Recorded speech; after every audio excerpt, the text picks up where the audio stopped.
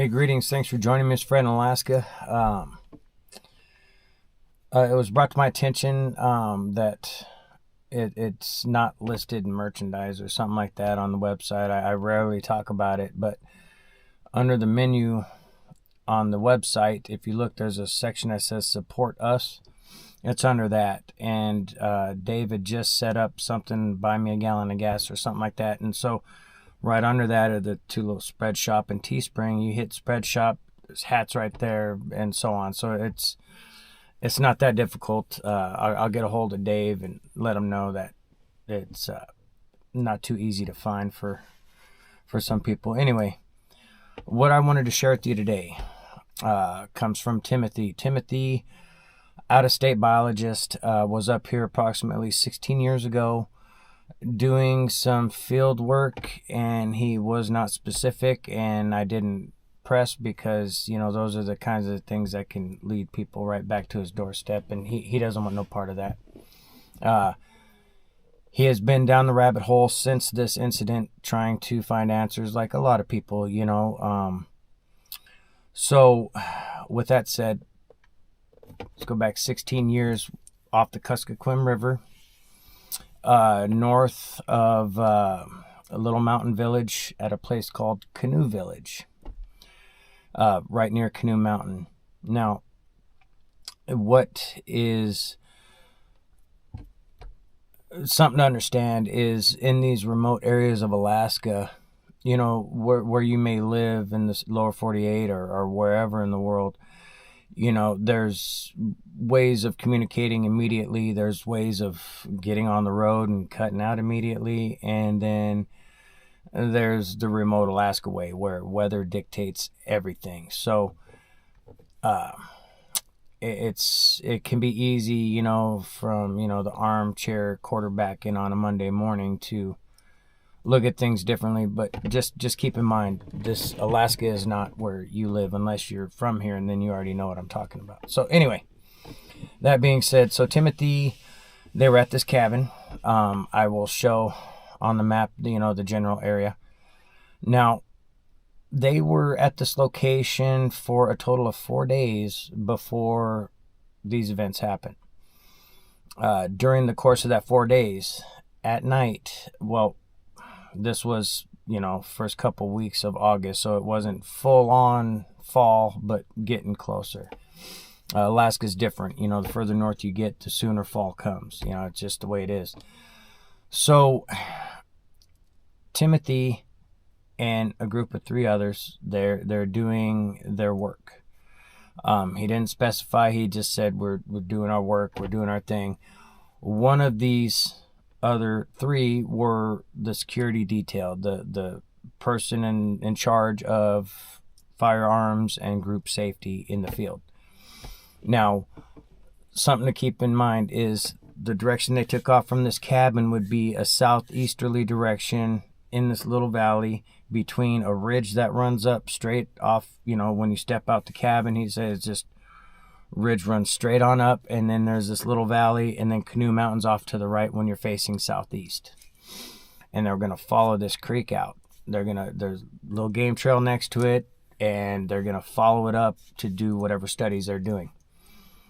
Now, the morning of the 4th day, it is pretty socked in. They couldn't see all of Canoe Mountain, and it's not overly tall or anything like that, but they needed to get their work done because they had a schedule. They had to get back in their boats and continue down and meet up with some other people that are supposed to be coming up, and they're supposed to meet in Little Mountain Village. That was the overall game plan for what they were doing.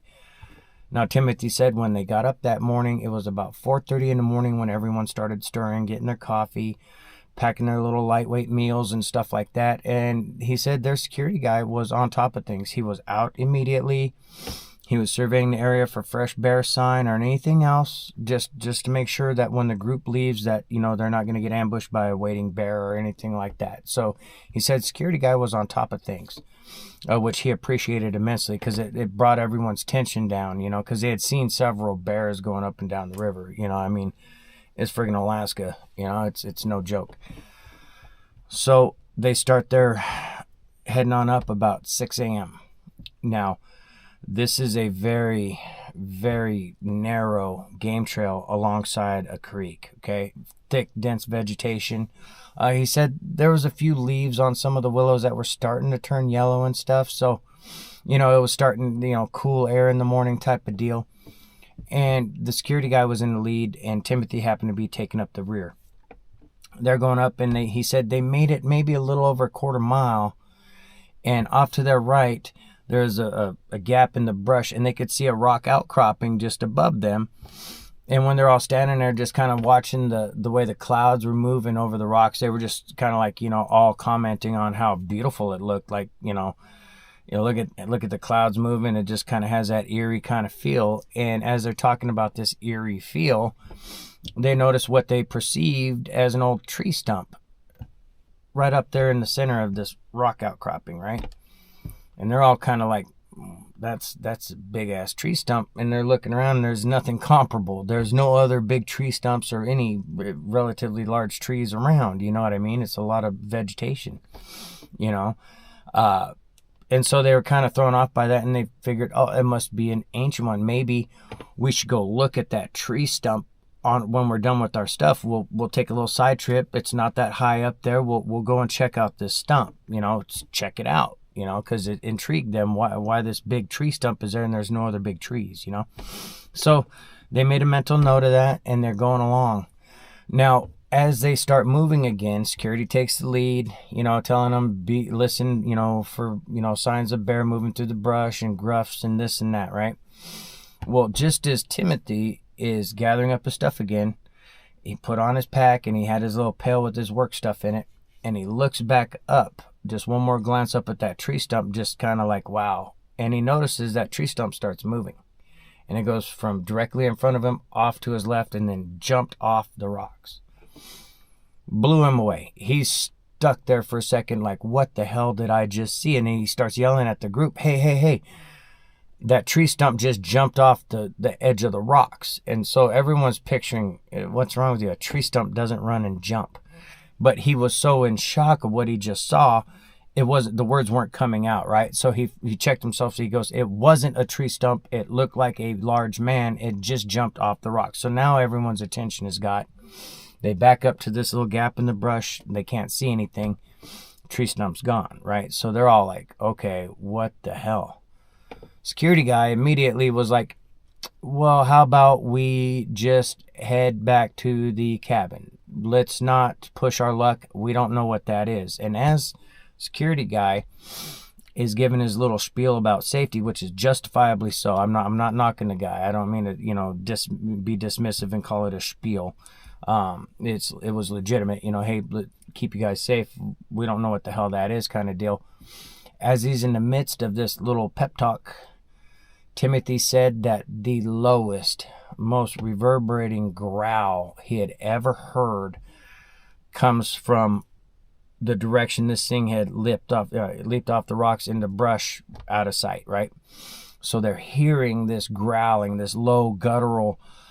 He said it sounded like what an alligator he had heard before sounded like, but just amplified, that kind of reverberating real deep. And he said it didn't sound like it was coming from the direction that thing jumped. It sounded like it was all around them. He said he couldn't have pinpointed the direction it was coming from outside of knowing that thing was just over there. So again, that's just what he was sharing with us. Timothy said that as soon as that growling started, security guy was literally up in arms, had his rifle. He said he had no clue what kind of rifle it was. It was a high caliber for bear. So I'm thinking 300, 30-06, somewhere in that range, But security guy had the rifle and said, does anyone know how to use a pistol? One of the other guys in the group said, I do. I have a pistol on me. He said, get it out. And unbeknownst to everyone there, dude already had it out. He just had it in front of him. As soon as the growling started, I guess this guy had a shoulder holster under his jacket, pulled his gun. I believe it was a 10 millimeter from what the guy was saying back and forth with the security guy. And so security guy and the guy right behind him are armed, and they're kind of looking in the direction of where this thing had leapt. So immediately instructions are being given: turn around, walk away slowly, back off slowly. Security guy is instructing the other dude with the gun, hey, keep an eye on those guys. You take the lead ahead of them since you're armed, and I will take up the rear. Let's back out of here. Okay, so the guy leapfrog past him. Timothy gets in front of him, and he's keeping an eye out. Again, this growling it sounds like it's surrounding them, and it's real deep and guttural.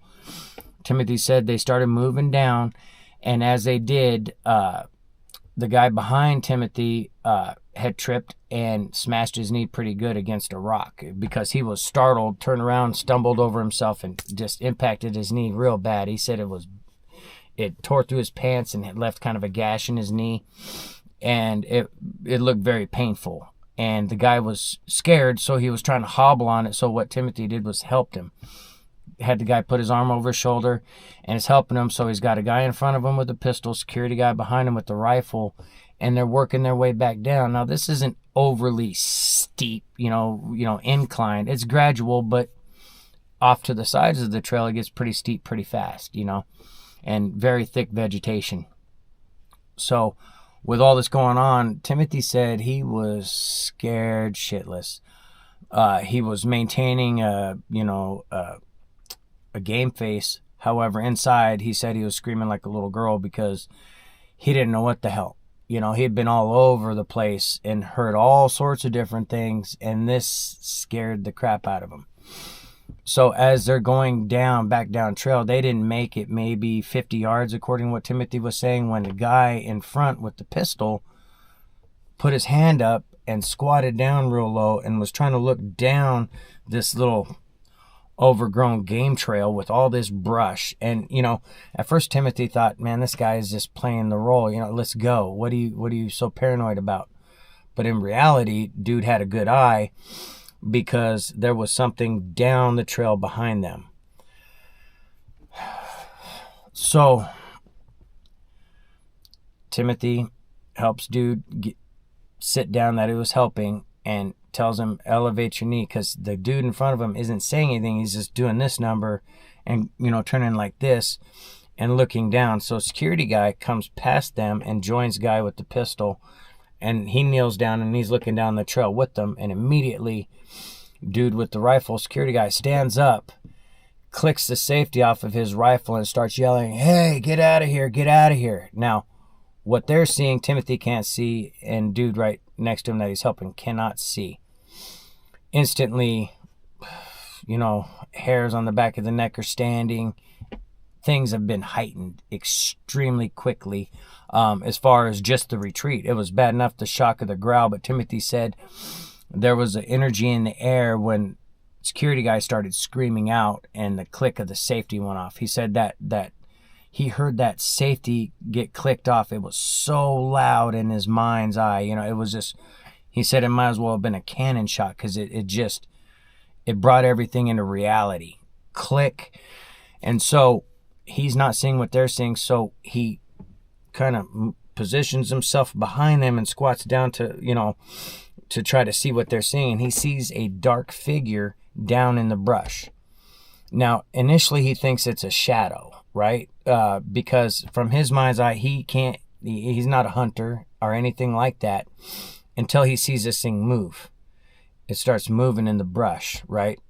He said it kind of looked like it was bobbing, kind of moving back and forth, bobbing, right? Not necessarily swaying, but bobbing back and forth. And once he saw it, he couldn't unsee it. It stuck out immediately. When initially he didn't know what he was looking at or looking for, and it was just dark shadows here and there. So once he saw it, he couldn't unsee it, right?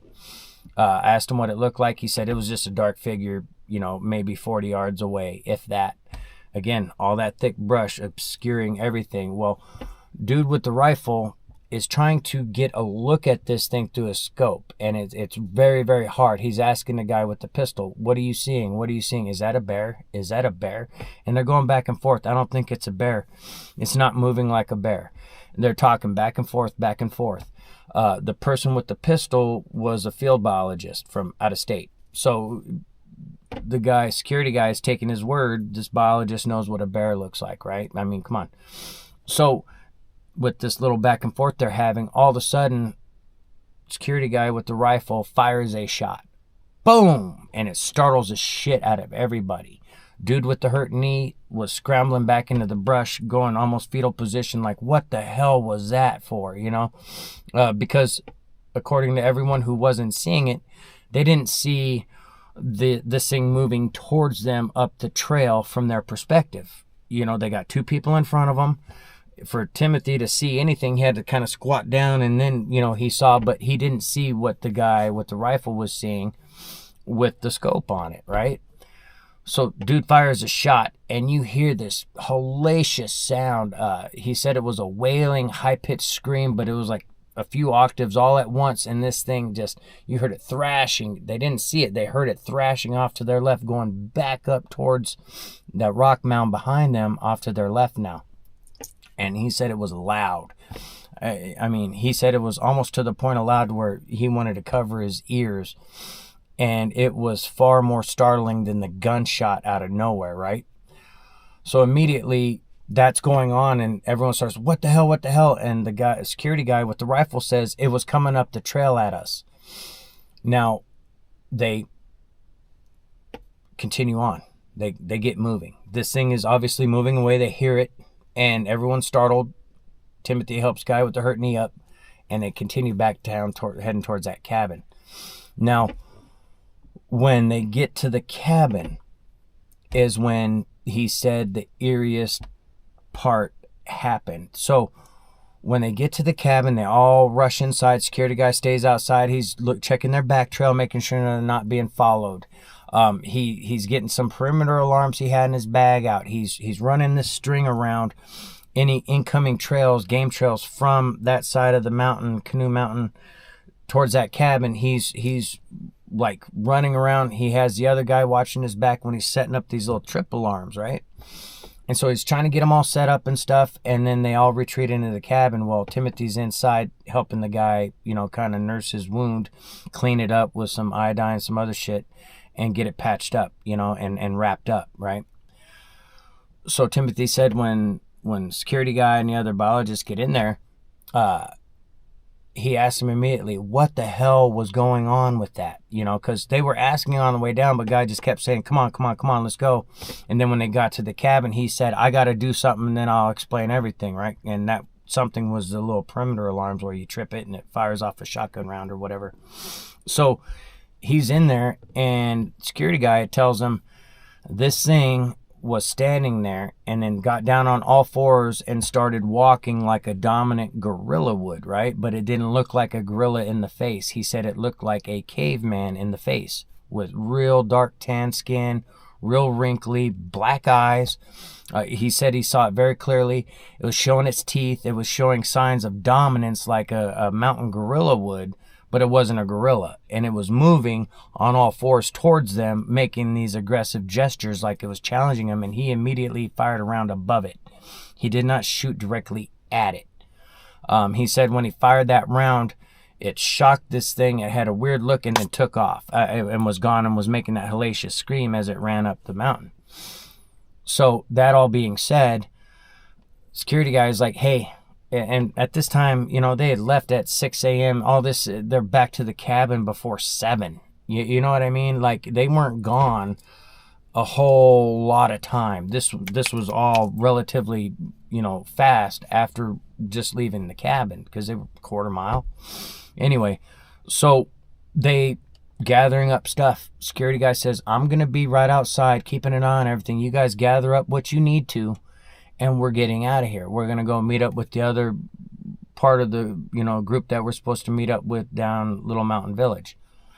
So they're gathering things up to do that. You know, Timothy said he helped the injured guy gather up his stuff because he wasn't moving too fast. He was quasi in shock. He was just having him, you know, sit there wrapped in a blanket because he had the shivers from being in shock and stuff. Gave him electrolyte water and some other stuff to, you know, calm him down and all this kind of stuff. And so he helps, the other biologist guy helps the injured guy, and Timothy carries the brunt of the load down to the skiff, right? So they get everything loaded and all that, and The other guy with the pistol goes back over and watches the security guy's back as he disconnects the trip alarms, right? So their plan was they get up back over to the skiff and they're basically launching off. And when they do, the injured guy notices from his perspective, which wasn't all that great, this dark speck next to the cabin. And he goes, oh, it's over by the cabin. And no sooner than he said that, this thing went from directly in front of them, running off their left. They heard it thrash through the brush, making a hellacious noise. He said he couldn't even imitate it. It sounded like a pig getting murdered mixed with like a lion roar. Whatever you do with that, And they heard it running up that ridge, that little split V ridge that runs due east of that cabin. And so they hear it and listen to it running up that thing, and that was their sign to go. Now they were supposed to meet their group in little mountain village, right? Just a few bins down, not horribly far in the big scheme of things. They fired up the skiff and took off heading that direction. Well, they did not see their compatriots, their colleagues' skiff at Mountain Village, so they continued past Little Mountain Village. And as they went around the bend just below Little Mountain Village, that's when they saw their colleague's skiff coming up. And that's when they slowed down, flagged each other down, went over to shore, and they explained everything going on. Now, he said he let security guy and the other biologist talk about what they all saw. And instead of Timothy being on the front line saying, I saw this, it was a hairy man, it was a Sasquatch, it was a Bigfoot, whatever, that he let others do it. And he said just by watching them and the body language of the others, immediately like, well, there's bears. That's the first thing their colleague said. There's bears. There's big bears around here. They stand up. They look like a man. Sometimes they walk on their hind feet. So immediately they're reasoning away what was going on. Security guy said, screw that noise. I know what I saw through my scope. That's not what we saw. And everything just went quiet. And there was a lot of tension there for a little bit. But, they just untied from where they were and continued on. They went downriver and continued on with what they had to do. He said he ended up leaving that project a little bit early, just strictly due to this experience. I asked him, how did you feel in those moments? And he said he was scared because he didn't know, but he didn't feel like he was in imminent danger of his life, if that makes sense. So I want to thank Timothy for sharing that. He currently works out of state doing other stuff. He's not an Alaskan. He was up here for some work and stuff. So we'll leave that part at that. I want to thank him for reaching out and sharing. I know it wasn't easy. And I want to thank you guys for joining me. And we will... I should be hearing from Doug, the bush pilot, here this evening. I have plans from hearing from him so I can continue on. It's been a long time since I've been able to even do the part 2. So I'll be hearing from him this evening. There was issues with him getting a hold of people that were part of this other experience he really wants to share, but he felt he needed to talk to some of the people there to feel better about sharing it, I guess. But anyway, it's we'll see what happens. But I'm going to be talking to him this evening, so sometime here in the near future, the continuation, the part 2 of that will be popping up. I'll make a video on it, and what I'll do is whatever number it is on the lineup, I'll make it that number part 2, and so it's easier to put the 2 together or whatever. Thank you guys for joining me, and we'll catch you on the next one.